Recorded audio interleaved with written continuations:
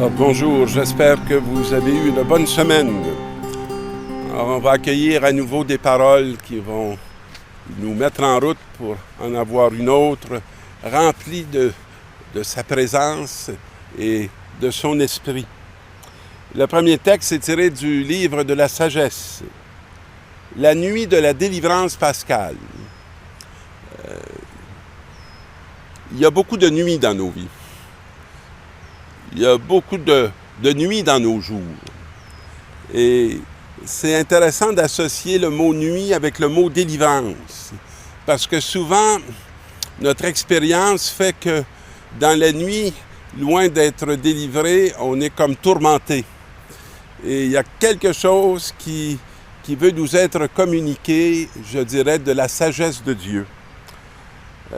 Et cette nuit de délivrance avait été communiquée et connue d'avance par nos pères. Alors voici une expérience de foi. De savoir d'avance que la nuit ne sera pas un lieu de tourment, mais sera un lieu de délivrance, parce qu'elle est habitée par une présence qui est une présence lumineuse. Et assurés des promesses auxquelles ils avaient cru, ils étaient dans la joie. Et j'aimerais dire ceci, parce que ce texte va se terminer par « Et déjà, ils entonnaient des chants de louange des pères. » Et on va nous parler dans ce texte de ceux qui vont être sauvés et de ceux qui vont être perdus. Je ne crois pas qu'on nous parle de ceux qui sont punis, mais de ceux qui n'ont pas cette lampe qui permet de dissiper les ténèbres. Et l'expérience de foi est une réalité qui nous donne d'avance de voir où aboutit l'action de Dieu. On est souvent très impressionné par le pouvoir des hommes et très absent de ce mystère où Dieu est toujours actif et toujours présent dans l'histoire des humains. Et ce qui fait que le salut s'accomplit ou que le salut n'est pas reçu, c'est tout simplement, je dirais, cette connaissance et cette expérience de la réalité telle qu'elle nous est révélée en Jésus-Christ. Alors, dans la deuxième lecture, qui est tirée de l'Épître aux Hébreux, « Frères, la foi est le moyen de posséder déjà ce qu'on espère. Ça prolonge tout ce livre de la sagesse. Ça nous communique une fois de plus que la foi n'est pas une abstraction. La foi est une avance, est une avance qui nous est faite pour qu'on puisse déjà recevoir ce qu'on sait que nous allons avoir lorsque nous arriverons au terme de notre existence. Alors, et de connaître des réalités qu'on ne voit pas. On est dans un monde très matérialiste, très replié sur lui-même. Un monde souvent très fier de sa science. Un monde très emballé par ses techniques, par ses capacités, par ses moyens.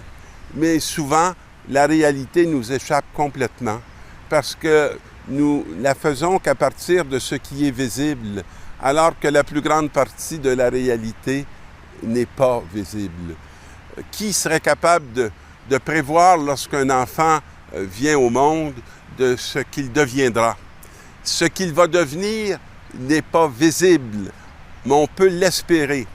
Et si on espère le meilleur, on risque de pouvoir révéler à cette personne-là, à cet enfant-là, à cet embryon, sa dignité, ses potentiels.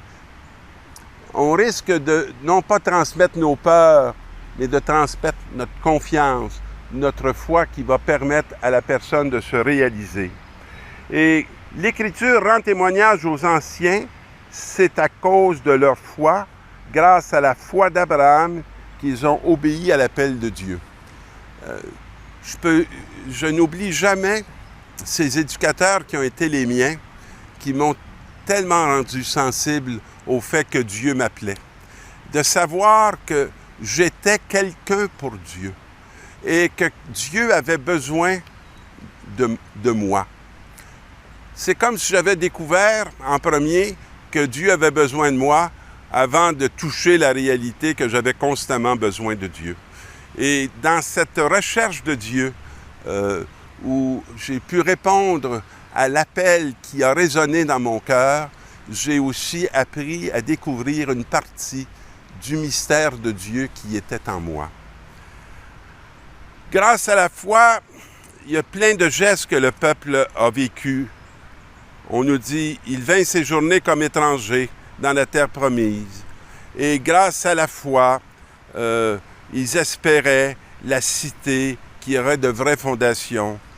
Et grâce à la foi, alors cette répétition nous invite à entrer dans un mouvement, à laisser notre vie se guider par cette foi qui nous donne une direction et qui nous fait avancer, non pas dans n'importe quel sens, mais dans un sens qui est celui-même de Dieu.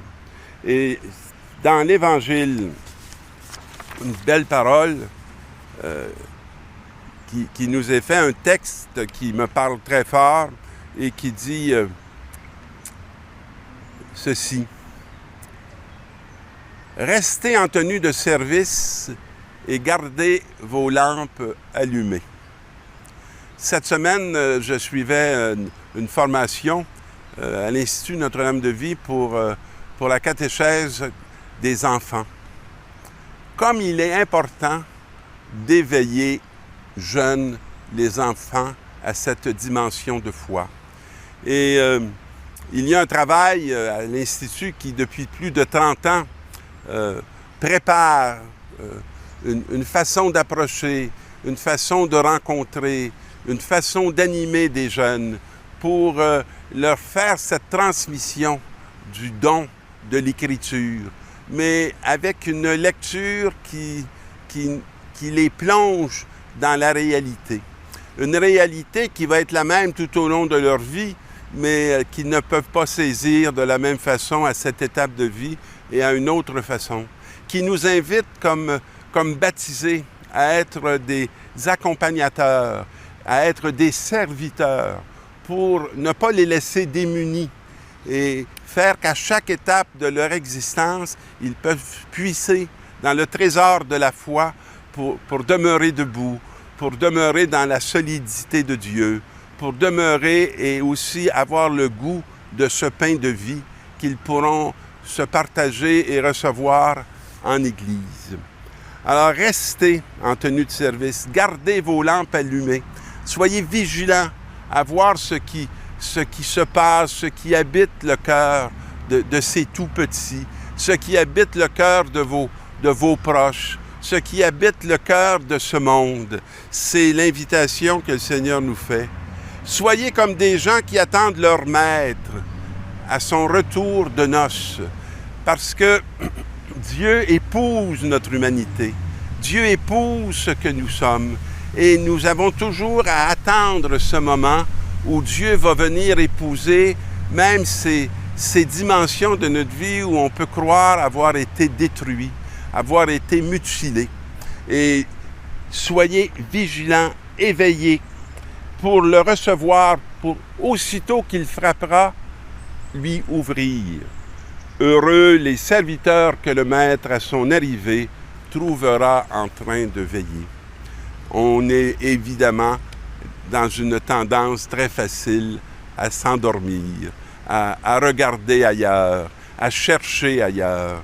Mais cette parole nous réinvite à être vraiment vigilants, à ne pas s'enfermer, je dirais, dans tout ce qu'il y a de technique, d'électronique, non pas à se couper, mais à rester dans une conscience que l'on est beaucoup plus que ce que l'on nous offre et que l'on est beaucoup plus que les simples gestes que nous faisons, que nous sommes à l'origine dans une source qui est celle de l'amour, qui vient du Père, du Fils et de l'Esprit.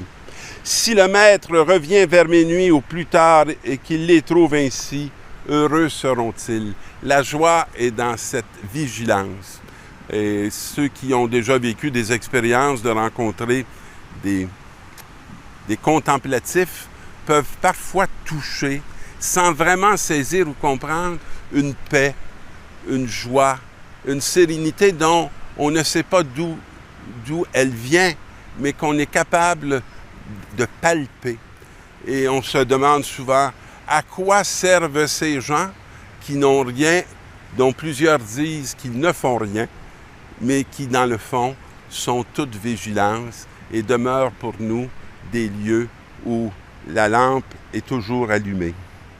Alors, si le maître de maison connaissait l'heure où le voleur devait venir, il n'aurait pas laissé percer sa maison.